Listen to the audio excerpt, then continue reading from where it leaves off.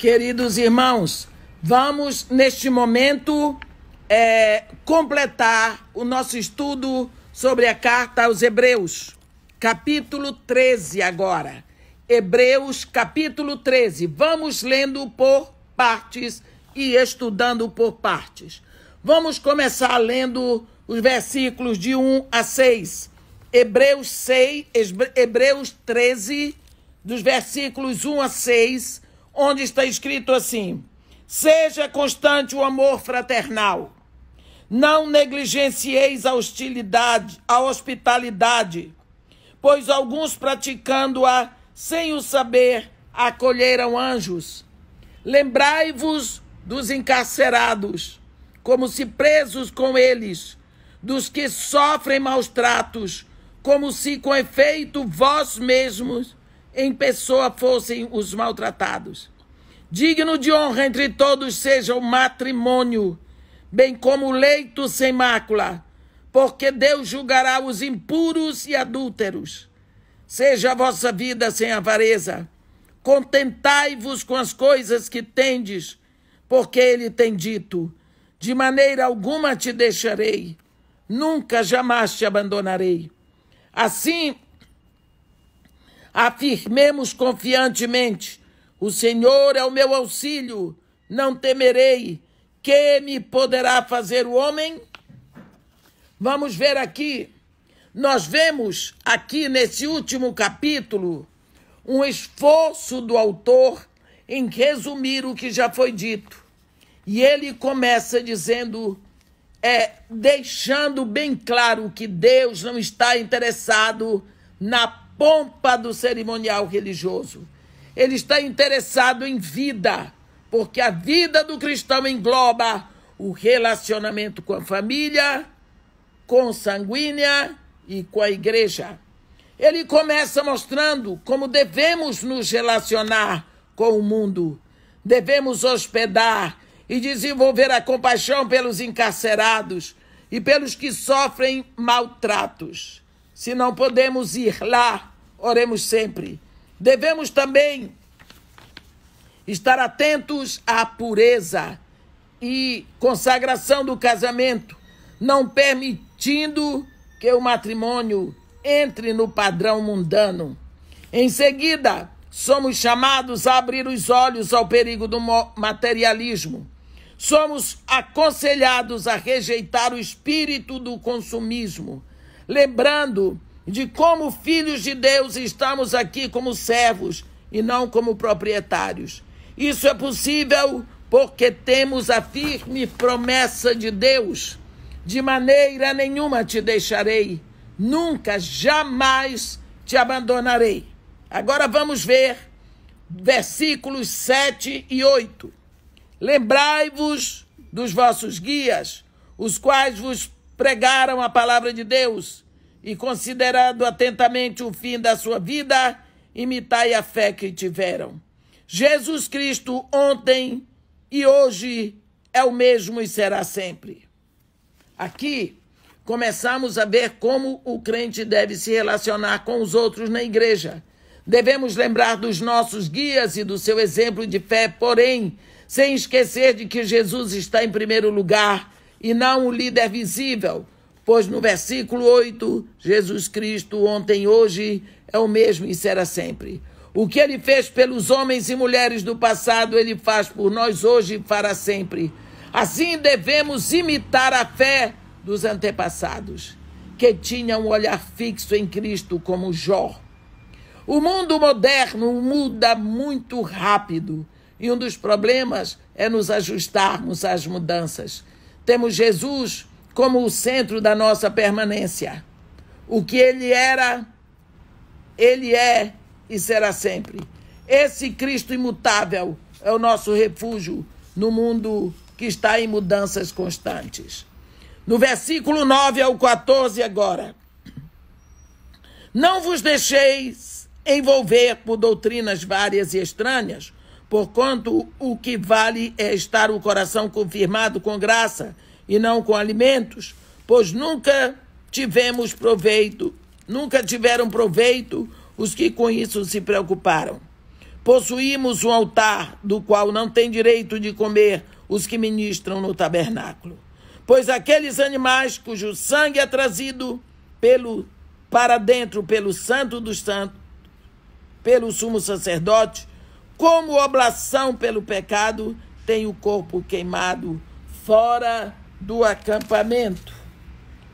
Por isso foi que Jesus também, para santificar o povo pelo seu próprio sangue, sofreu fora da porta. Saiamos, pois, a ele fora do arraial, levando o seu vitupério. Na verdade, não temos aqui cidade permanente, mas buscamos a que há de vir. Vemos que estamos aqui sendo chamados a permanecer na instrução da palavra. A referência, versículos 10 e 11, ao altar do qual não tem direito de comer os que ministram no tabernáculo, se referem ao sacrifício de expiação do Antigo Testamento, onde o sumo sacerdote não devia comer o corpo dos animais sacrificados no dia da expiação. As carcaças desses animais deveriam ser levadas para fora do acampamento, queimadas fora do muro da cidade, logo depois de derramado o sangue.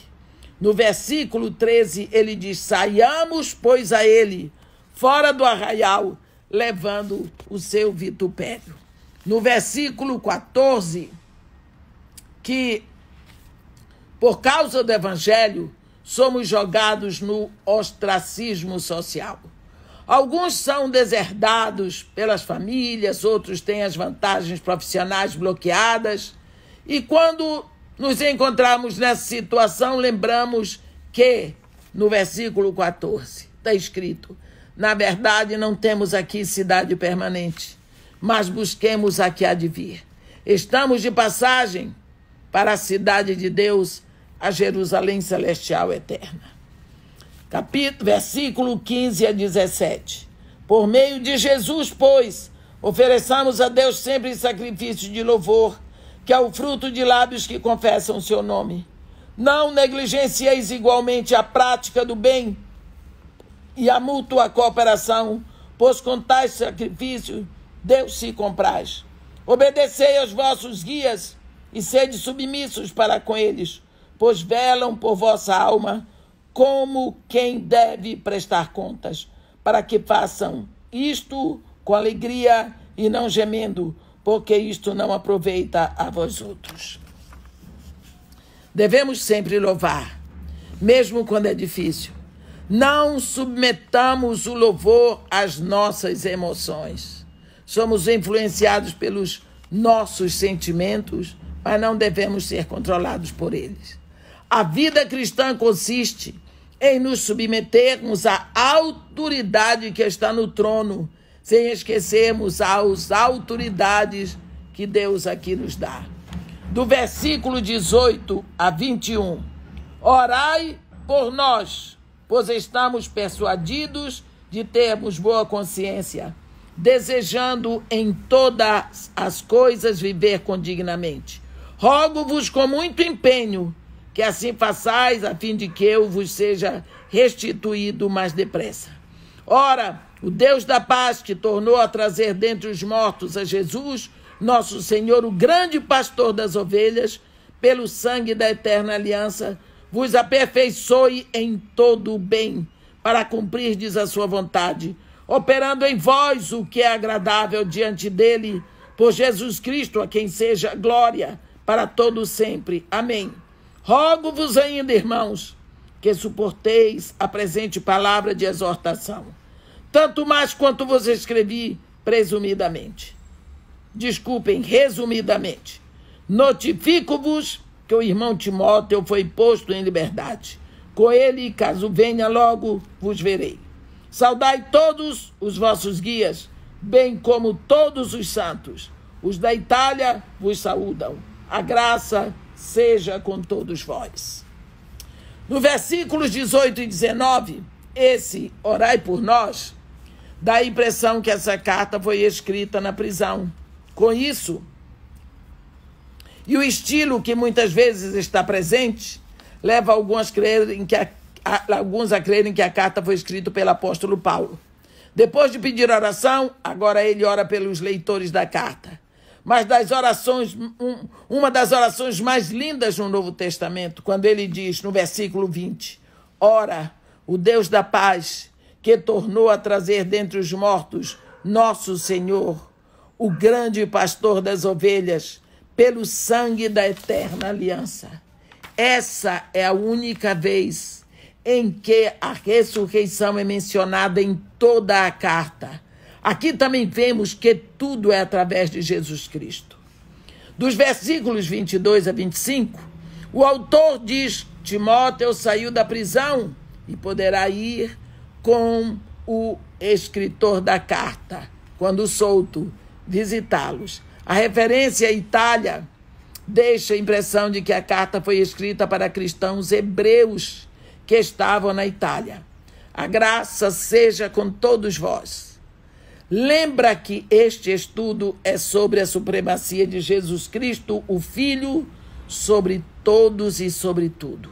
Superior a profetas, a anjos, a Moisés, a Arão, Josué.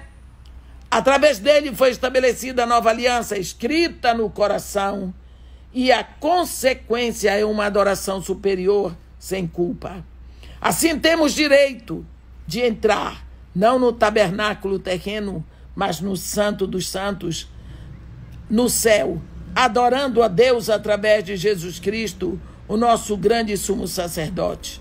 O livro, ou a carta de Hebreus, é todo sobre Cristo. A palavra final de Deus para a humanidade. Não há mais nada para ser dito, nada para ser acrescentado ao que o Pai já fez. Jesus é e será sempre a última palavra de Deus.